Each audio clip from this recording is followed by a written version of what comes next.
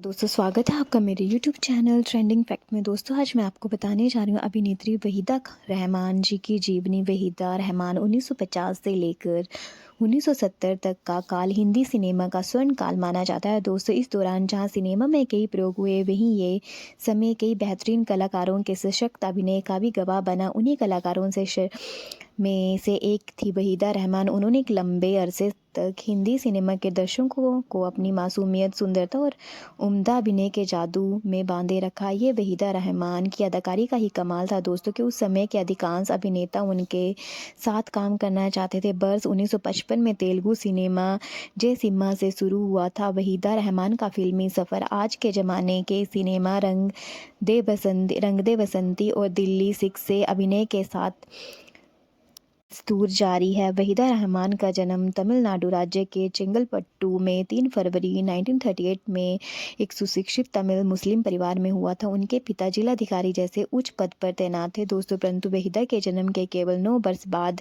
यानी बस 1948 में उनके पिता की इंतकाल हो गया था। उनकी मां भी पिता की मृत्यु के 7 वर्षों बाद चल बसी थी। पिता की मृत्यु के 1 वर्ष बाद वहीदा ने एक तेलुगु सिनेमा रोजुल मुरई में बाल कलाकार की भूमिका के साथ सिनेमा जगत में कदम रखा। इस समय तक भारत नाट्यम की उम्मीदवार नृत्यांगना बन चुकी थी। अब वो सिनेमा की मुख्य धारा में आने के लिए प्रयास करने लगी। इसी दौरान हिंदी सिनेमा के प्रसिद्ध अभिनेता और निर्माता निर्देशक गुरुदत्त के संपर्क में आई और सिनेमा के रूप पहले पर्दे पर छा गई। वर्ष 1956 में गुरुदत्त ने वहीदा रहमान को देव आनंद के साथ सीआईडी में खलनायिका की भूमिका में लिया गया। ये फिल्म बॉक्स ऑफिस में सुपरहिट रही दोस्तों। इसके बाद वर्ष 1957 में गुरुदत्त और वहीदा रहमान की क्लासिक फिल्म प्यासा रिलीज हुई। ये फिल्म गुरुदत्त और वहीदा के बीच प्रेम प्रसंग को लेकर काफ़ी चर्चा में रहा। कहा जाता है कि वर्ष 1959 में रिलीज हुई गुरुदत्त की फिल्म कागज़ के फूल उन दोनों के असफल प्रेम कथा पर आधारित थी। हालांकि बाद में वर्षों में वहीदा रहमान ने गुरुदत्त के साथ 2 अन्य फिल्में और की। इनमें वर्ष 1960 की चौदहवीं का चांद और वर्ष 1962 की साहिब बीबी और गुलाम प्रमुख हैं। इसके अलावा वहीदा की गुरुदत्त के साथ 2 अन्य क्लासिक फिल्में 12 ओ क्लॉक और फुल मून भी हैं। फिल्मों में देव आनंद के साथ वहीदा रहमान की जोड़ी खूब जमी। दोनों ने हिंदी फिल्म जगत को 5 सुपरहिट फिल्में दी थी। ये फिल्में सीआईडी, 16वां साल, काला बाजार, बात एक रात की और गाइड। इसके अलावा दोनों ने 2 और फिल्में रूप की रानी, चोरों का राजा और प्रेम पुजारी की थी, परंतु दुर्भाग्यवश ये दोनों ही फिल्में आलोचकों की सराहना के बावजूद बॉक्स ऑफिस पर दोनों ही फ्लॉप रही। फिल्म गाइड के में वहीदा में रहमान द्वारा चरित्र रोजी और उनके अभिनय को काफ़ी सराहा गया था दोस्तों। रोजी नाम की एक महिला का अपने पति को छोड़कर अपने प्रेमी के साथ प्रेम प्रसंग उस समय भारतीय पारंपरिक परिवार के लिए स्वीकार्य न होने की वजह से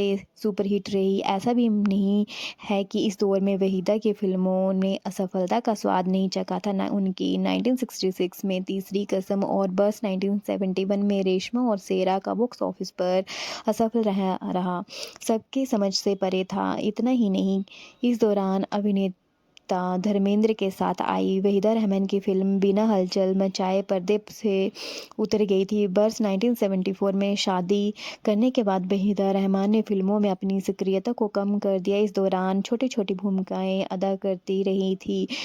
फिर वर्ष 2000 में अपने पति की मृत्यु के पश्चात एक बार फिर अदाकारी की दुनिया में वापस लौटी और तब तक रंग दे बसंती और दिल्ली 6 जैसी सफल फिल्म सहित 9 फिल्मों में चरित्र अभिनेत्री की भूमिका निभा चुकी हैं। यहाँ उल्लेखनीय बात यह है कि वहीदा रहमान ने एक लंबे अरसे तक हिंदी फिल्मों के सुपरस्टार रहे। अमिताभ बच्चन के साथ 2 अलग अलग भूमिकाएं और प्रेमिका दोनों की भूमिका की। अभिनेता और निर्माता निर्देशक गुरुदत्त के साथ विफल प्रेम संबंध और उनकी टीम को छोड़ने के बाद वहीदा रहमान ने वर्ष 1964 में शगुन फिल्म की थी। इस फिल्म में उनके सह कलाकार कमलजीत सिंह ने यह फिल्म तो नहीं चली पर दोनों के दिल मिल गए। फिर वर्ष 1974 में दोनों ने शादी कर ली और मुंबई छोड़कर बंगलोर के पास स्थित एक फार्म हाउस में अपना ठिकाना बना लिया दोस्तों।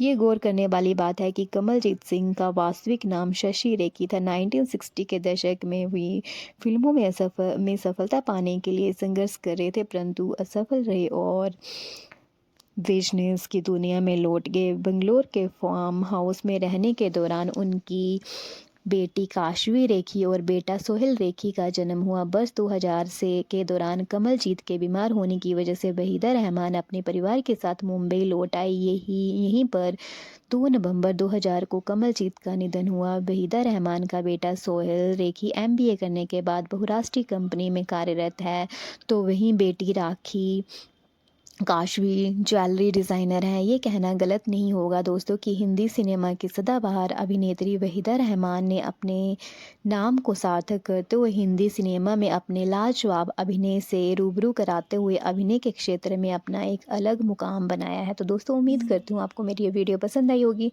अगर आपको मेरी ये वीडियो पसंद आई तो प्लीज़ चैनल को लाइक, शेयर और सब्सक्राइब करना ना भूलें। धन्यवाद दोस्तों।